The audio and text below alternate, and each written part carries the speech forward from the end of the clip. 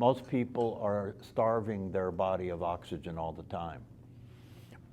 The typical way that people breathe is shallow, and it's not natural. That's one of the reasons that breath work is valuable. I highly recommend it. Even before you sit down to do formal practice, I would recommend doing some breath work for about 5 minutes. Do some deep breathing for about 5 minutes. And when you do deep breathing, you want to inhale, fill your lungs as completely as you can, and then gradually let them release until your belly contracts as far in as you can. And then again, do this for about 5 minutes before you meditate. It will help a lot in terms of going faster into a relaxed state. And then I recommend doing breath work as often as possible, giving your body more oxygen. That's a healthier body, feeding oxygen to the organs, feeding oxygen to the brain. That's why in India, they have a lot of practices that involve different forms of working with the breath. I was listening to a teacher this morning, and he was saying that consciousness is energy. And so if you want to be conscious consistently, you have to save energy. You have to become very conscious of not wasting energy. And how do we waste most of the energy that we waste? Worrying.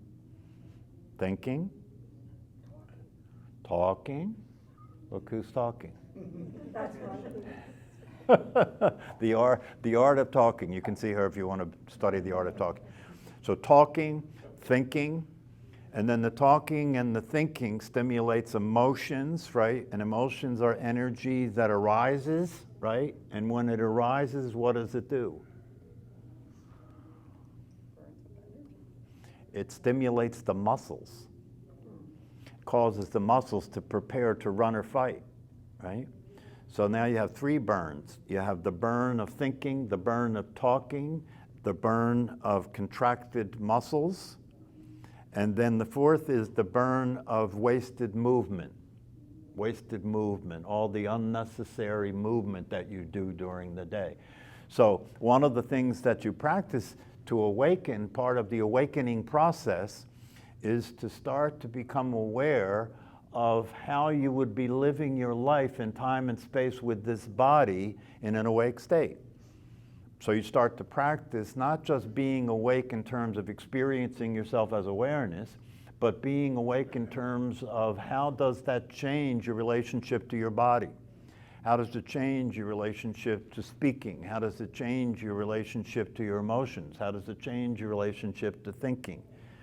And since consciousness is energy, and if we want to be conscious consistently, we've got to have the energy for the consciousness. Consciousness uses energy to exist. It is energy manifesting in form. Right? So if we want to experience consistent consciousness, then we've got to start paying attention to all the places that we're burning energy off. Start becoming more aware of the thinking in terms of how much of it is a waste. And a lot of it is a waste. Most of it is a waste, really. If you really pay attention to thoughts, most of it is just thinking about shit. Just thinking about you, right? Isn't it? Most of the thinking, it's called the default state, is thinking about you. What do I like? What do I want? Who do I hate? Who do I love? What am I going to do next? What's for dinner? The life of the person is a very central condition in terms of the thought process. The default state, thinking about yourself all the time. If you start to awaken, you begin to pay attention to the thought activity, and you start to see how much of these thoughts are a waste of energy. They're not going to contribute to anything. They're not solving anything. They're not going anywhere. They're not helping anything. And so because you're awake now and you see that that's the case, you lose interest in that. You don't find it very practical, useful, relevant, or realistic to allow yourself to pay attention to burning all that energy on when it's not going to produce anything. It's not worth doing. So you start to lose interest in that, and when you lose interest in that, the thinking activity starts to lessen.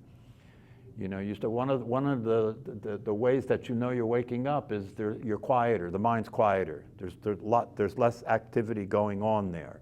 you start to pay attention to that, and you realize that you can move your attention away from the wasted thinking, and when you do that, the thought patterns will just unwind and dissipate until they disappear. And if you keep doing that with repetitive patterns of thought, like worries, right? If you keep doing that with repetitive patterns of thought, they will eventually disappear and stop arising. And so you won't be having these reoccurring patterns of useless thoughts occur. So that's one area that you start to pay attention to. The other area that you start to pay attention to is the physical body, in terms of are you taking care of this? This is your transportation. This is your transportation. If you lose this transportation, it's over. You can't be here anymore, right? So not only do you want it to last, but you want to keep it as healthy as you can, right? So you can experience health. You can experience a sense of vibration. You can experience a healthy sense of vibration, a healthy sense of a flow of energy in the body, yeah. But isn't there positive use of energy, like being physically active that keeps your body healthy? Absolutely, that's what I'm talking about right now. If you're going to take care of your body, what do you do to do that, right? You stop. That uses energy. It uses energy, but it's productive. Right. It's using energy in order to give the muscles the opportunity to have blood flow and oxygen flow, right? To keep the organs vital, keep the organs alive and healthy, right? But anything that you overdo turns into a negative, right? That's what the Buddha said, the middle way. So yeah, activity, physical exercise, but doing it with an awake conscious attitude that you're not going to overdo it. And you're going to take into consideration all the factors that you should take into consideration, like how old is this body? What limitations does this body have at this point, right? We all have different bodies, right? So you take that into, you use the existing information and intelligence, right, to make wise decisions about how to care for your body. So what does that mean? It means physical activity. It means paying attention to what you put in your mouth, right? I mean, one of the ways that that human beings are sleeping and in a condition that's detrimental is eating. Because you have to understand that the people who are making money off of food want to sell you whatever they can get you hooked on, which means what you like tasting, right? And whether it's good for you or not is irrelevant.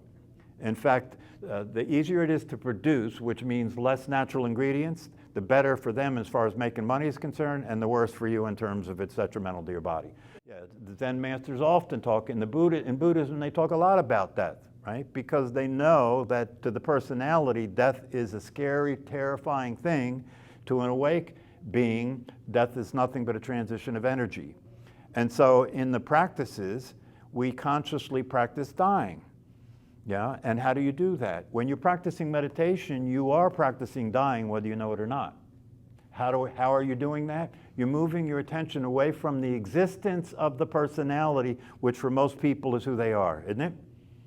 You're moving attention away from the existence of the personality, which plays in thinking, and that's who most people think they are. That's who most people consider to be their identity, is the physical body and the personality. So when you move your attention away from that activity of thinking, and you're taking the identity of awareness, watching the body breathing. Obviously, if you're watching the body, you're not the body. And obviously, if you move your attention away from thinking, you're not the thinker. And so what's left? That's a death. That's a death. So for brief periods of time during the practice of meditation, if you're doing it correctly and succeeding, you're experiencing what it's like when you die. Same thing is true with sleep. Sleep is practicing dying too. If you practice sleeping and you pay attention to your sleeping so that you know how long you spend each night in deep sleep, dreamless sleep is death. Because in dreamless sleep, there's no activity, there's no dreaming going on, right? And so that's one of the things that becomes interesting to start to pay attention to, is when you go to sleep at night, can you relax the body sufficiently and calm the mind sufficiently to go into a state of deep sleep where there is no activity in terms of thinking and visualizing that happens in the REM sleep, in dream sleep. But that brings up an important point. I'm glad you brought that up. She said if you start paying attention to all these statistics about what's happening in your body, what you're eating, how much exercise you're getting, whether you're getting deep sleep at night, it gives you more stuff to worry about. And that's true in the sense that that's true. That's part of the process, that you begin to see that what will happen as you begin to pay attention to these things, the personality will get stimulated. Right, the personality will get stimulated because the personality is invested in being in control and surviving. So it will get stimulated, and that's how the personality will look at it. Oh, now I got more shit to worry about, right? So you got to go through that. You got to see that will come up, right? That will come up, but then the question is, when that comes up, how do you relate to it? See, that's the question. That's what this is all about. Things are going to come up in your mind. You know, we are all Coke machines. We are all machines, you know, that when the right button gets pushed, the product will come down. When the right button gets pushed, the brain will get stimulated and it will bring up a pattern of behavior, it will bring up emotional experiences, it will bring up sensations in the physical body. That will continue to happen, right? The success that we're talking about that can be had by practicing meditation, and this is an important thing to understand, the success that we're talking about by practicing meditation is not to end that process or even change it. See, and I'm sure a lot of you have already concluded that that's what this is all about. We're going to stop, we're going to end this process of thinking, or we're going to change this process of thinking. That's not what this is. What this is experiencing the awareness that you are that's unaffected by thinking. It can watch the thinking happening, but the thinking is not being done by the awareness. The awareness can watch the thinking happening, and the awareness can actually see the thinking as your conditioning. If you were to look at this anxiety and you were to look at the thoughts that are associated with it, right, you can actually go back and look into your conditioning, look into your childhood.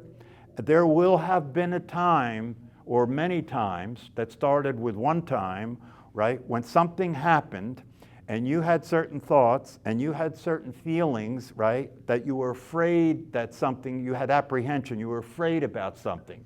You're afraid about something that was going to happen. You're afraid about something that you had to do, something like that, right? Those experiences that you had in your childhood will get recorded and memorized in the brain, and the brain uses that data to survive. Because according to the brain, you know, the most important thing is to survive, right? And if you're anxious, which means you're afraid, right? If you're anxious, which means you're afraid, then whatever it is that was happening at the time that caused you to feel anxious is important according to the brain. Because if you're afraid, it's probably because there was a threat. This is how the machine works, right? So now we don't go back, this isn't psychotherapy, we don't go back and psychoanalyze it in terms of finding out what those things were. Some forms of psychotherapy do that. We don't do that. What we do is practice being aware of the material that comes up, being aware of the emotions and the thoughts that come up, right? But not identifying with them. Just being aware that they're happening and not identifying with them. So what I mean by not identifying with them is that it's not happening to me. These thoughts are not happening to me. These emotions are not happening to me. I am the awareness that's above all that. You know, when Candace O'Denver talks about practicing brief moments of awareness as often as possible, one of the things she says is when you're in this resting as awareness, you are in an elevated place in relationship to your life. From the elevated place, you can look down and see from there the thoughts, the feelings, the physical sensations, the situations, all of that activity that's occurring now and in the past and imagining in the future. You can see that whole thing operating energetically, right? But you're not involved with it anymore. Now you're above it, looking down at it and seeing it that way. That's what it's like when you're aware. You see what's happening instead of be what's happening, right? You see the thoughts and the emotions, right? But you're not at the effect of them anymore, right? And because you're not at the effect of them anymore, it doesn't matter what they are. It doesn't matter what they are. That's why Candace, when she talks about practicing awareness for brief moments, she says that you don't have to change anything to experience being aware. Everything can be as it is, and you can be aware, right? And you can practice resting as awareness. You don't have to change anything. Now, what happens, because we do want the personality to grow up, don't we? I hope you do, because most personalities are children. Most personalities are immature. So we want the personality to grow up, but at the same time, this practice is not about change. So how's that going to happen, right? By being the awareness and experiencing, seeing the personality and the thoughts and the emotions and so forth, and not trying to change them, just letting them be as they are, right? They will change naturally by themselves in the direction of the awareness. Do you get that? The awareness presents an opportunity for clarity. The awareness presents an opportunity for reality, for you to be connected to what's real, right? And so when you're experiencing that, and you're experiencing the well-being that is the experience that is happening when that's happening, right? What's not working begins to realign itself, to adjust itself to be consistent with that. That's how things change. That's how the personality changes. It's a natural process. It's a natural process. That's why they say, if you have a good established meditation practice, if you're studying the teachings, and especially if you do the informal practice of resting as awareness as many times as possible, right? If you're doing that, right, what will happen is you will begin to notice the difference it's making in terms of your personality is just changing naturally. The way one of my teachers used to say this is, he said that your life will transform through the practice of meditation, informal and formal. Your life will transform. Transform means change the form. Transform. Your life will transform such that, right, just in the process of living your life. So the situations you've been struggling with, coping with, trying to change, right? That's all typical stuff for a personality, right? Struggling, coping, trying to change. Clear up in the process of life itself. In other words, you're not doing anything. You're not trying to change anything. You're just practicing being awake. You're just practicing being aware. You're just practicing being in the natural state. And when you're in the natural state, that which is unnatural and unworkable starts to naturally realign itself and reconfigure itself, right, to be functional and workable. So over time, people's personalities start to become kind. Over time, people's personalities start to become soft. Over time, people's personalities start to become compassionate and start to behave that way in relationship to other people. Even though in their mind there may still be a layover from previous personality traits, right, where you weren't so nice, right? That shit may still come up and play in your head, right? But because you're awake, you know better than to act it out or speak it. You know better. You know that it's dysfunctional. You know that it's unworkable, right? Before you had the awareness to see that in real time, you would let it use your mouth, you would let it control your behavior, right? And you would act out and cause trouble. And you would get into conflict with people and have fights, right? You would get yourself all upset, right? All of that would happen.